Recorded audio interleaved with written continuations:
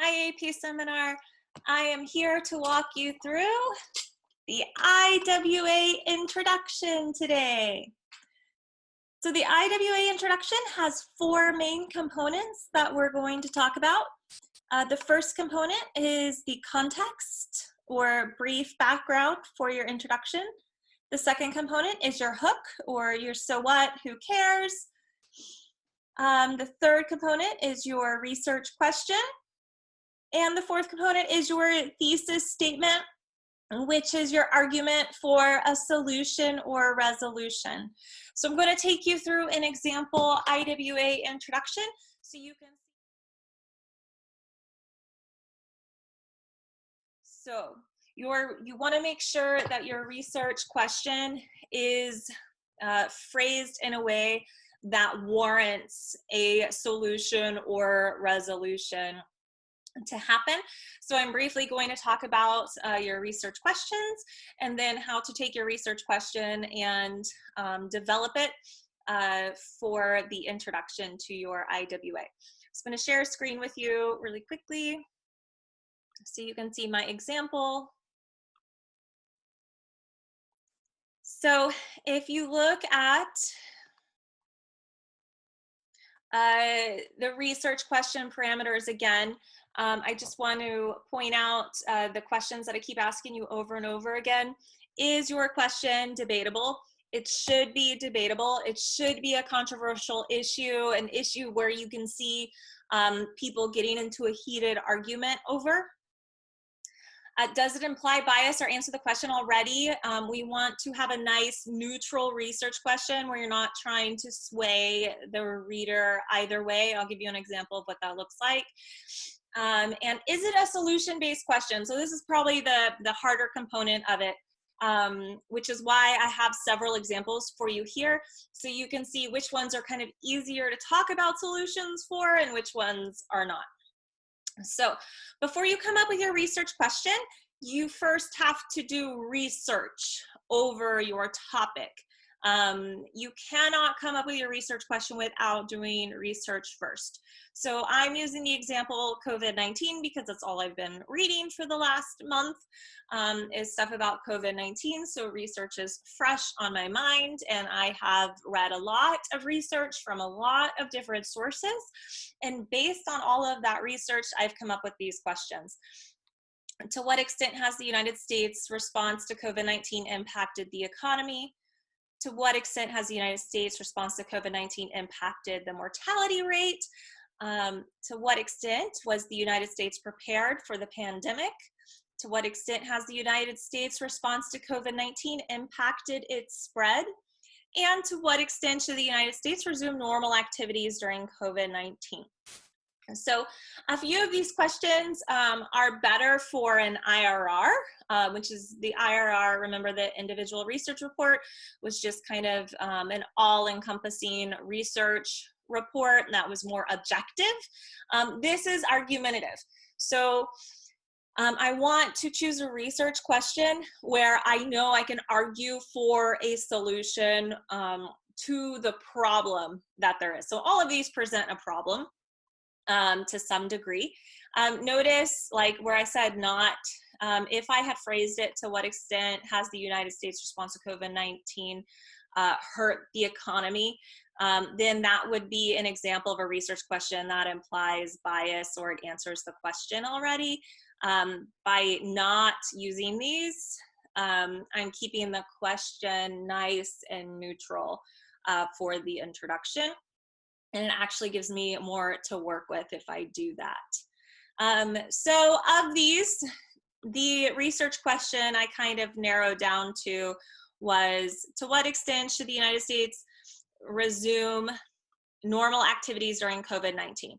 Because this is a question I'm seeing debated a lot, and I'm seeing a lot of arguments and a lot of evidence in every direction for this problem that there is. So to what extent should the United States resume normal activities during COVID-19 is my research question. And now I'm going to show you how I have put it together in an introduction. So first, again, let me go over the key parts of your introduction: context, hook, and so what, who cares, research question, and your thesis statement. So I'm going to show you how I have put those together as an example for you to use.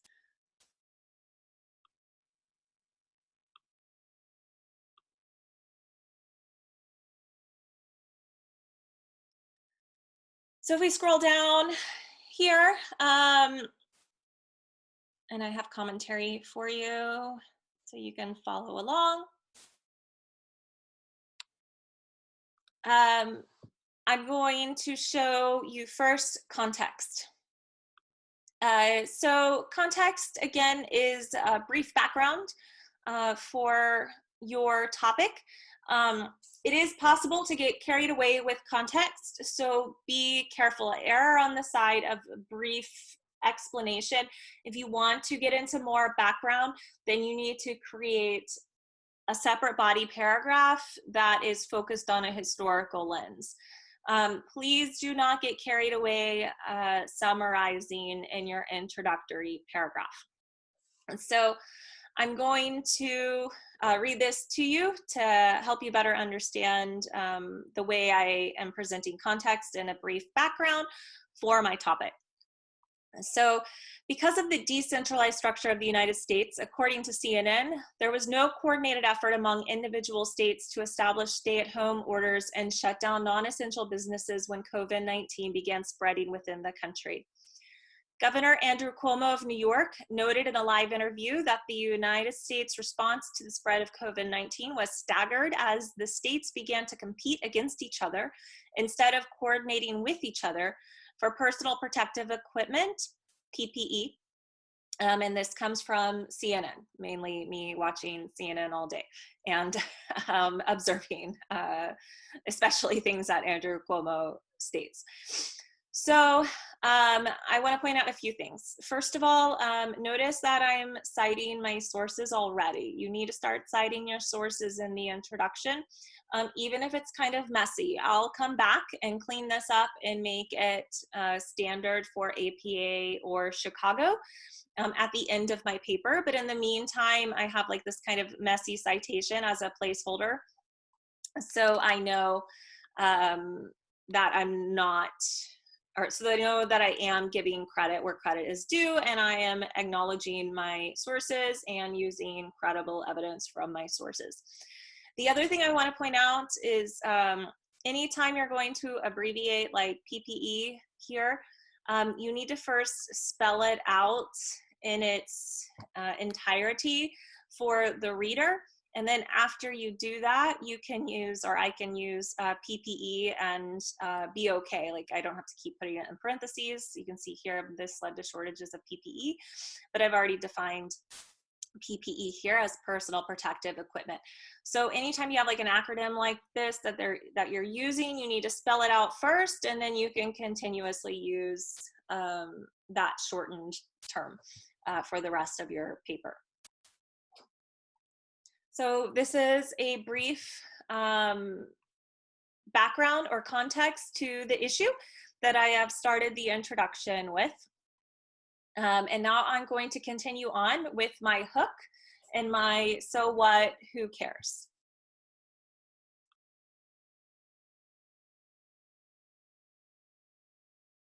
To you, this led to shortages of PPE for essential hospitals and nursing staff, and the rationing of masks and other supplies threatening the very lives of those tasked with saving our own.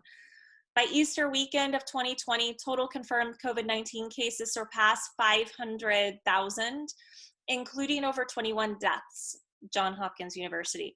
The US leads the world in infections with the highest numbers in New York. In a live interview on April 13th, 2020, Governor Cuomo emphasized that state boundaries mean very little to this virus, demonstrating the importance for states to work together, share information, and learn from each other in coming up with a public health plan and an economic reactivation plan. So after my context, I've now established a hook, very striking or surprising piece of evidence that is relevant to society today. So it's my hook and my so what, who cares?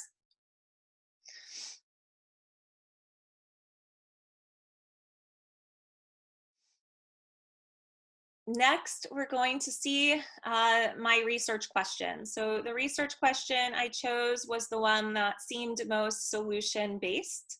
So my research question, and you just need to put it in there verbatim, just word for word.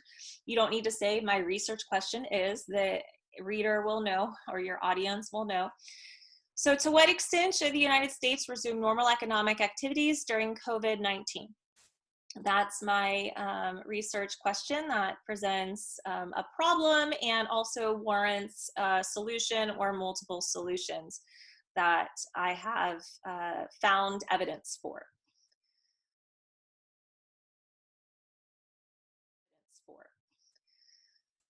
Then my thesis statement. My thesis statement is my solutions or resolutions that I am arguing for. So your thesis statement is going to set the tone for the rest of your paper. All of your subclaims should be in support of a solution that you're arguing for here in your thesis statement. This is your argument. This is what makes your IWA argumentative. So my argument, my thesis statement, is the United States needs to keep the course in its social distancing policies and implement nationwide stay-at-home orders while continuing to stimulate the economy through executive stimulus orders like the CARES Act. Reopening the economy too soon or a lack of coordination from the federal government and between the states in reopening the economy would result in a significant resurgence in COVID-19 cases and would cost the US more lives. So my entire paper now I've set up to argue for this solution, and I'm going to get more detailed in my argument for this solution, and I'm going to have evidence that supports my argument for this solution. But this in essence is my introduction for my AP seminar IWA paper over my chosen topic, which is COVID-19.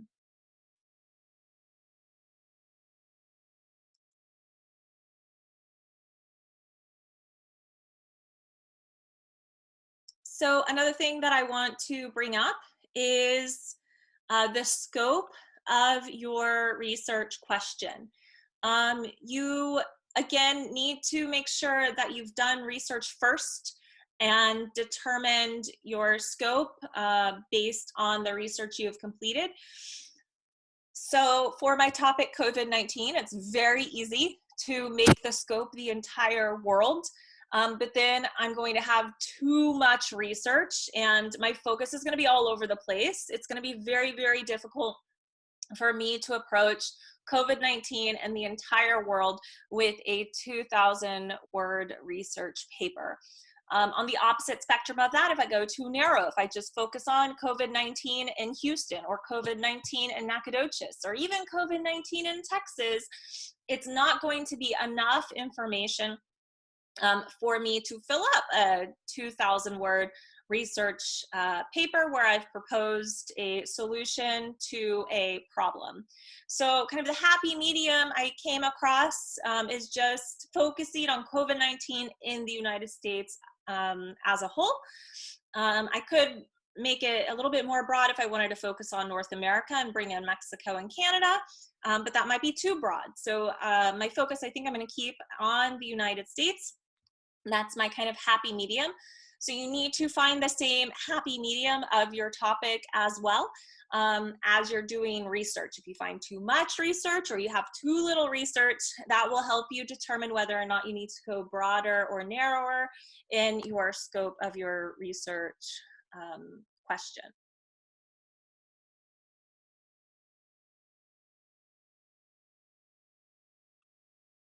So I want to reiterate again, the 4 components of your introduction for your IWA includes context, which is like brief background for your topic, a hook, and so what, who cares? Why is it significant? Why should we care? Why does it matter?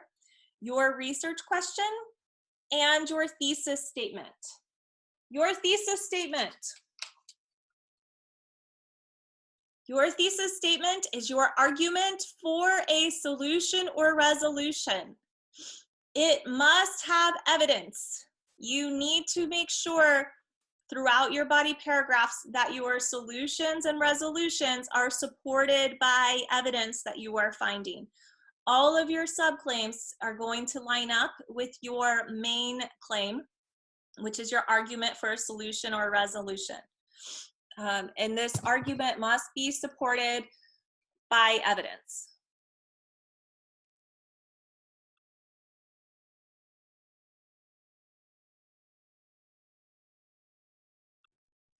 Okay, so as we wrap up this lesson on IWA introductions, I want to go over some things that your introduction can also include in your IWA. So your introduction can also introduce perspectives or lenses. I already introduced one perspective in my introduction with Andrew Cuomo, Governor of New York. Your introduction can also include your counter-argument, and your introduction can also include the stimulus material. Remember, if you include the stimulus material, you need to cite it and source it. Please do not force this. The stimulus material needs to be an integral part of your IWA. Please don't try and force fit it in the introduction or force fit it in a body paragraph somewhere. It needs to fit as a cohesive part of your main argument. So don't force your stimulus material, but if it does fit in the introduction, then please put it in the introduction, the evidence from the stimulus material, or introduce your stimulus material and then talk about it later in a body paragraph, if it makes sense to do so. Please don't forget to integrate your stimulus material somewhere. Next time we'll talk about body paragraphs in the IWA, and you might find that it's a little bit better to integrate all of these things in your body paragraphs or in your introduction. Okay, thank y'all. Have a good day.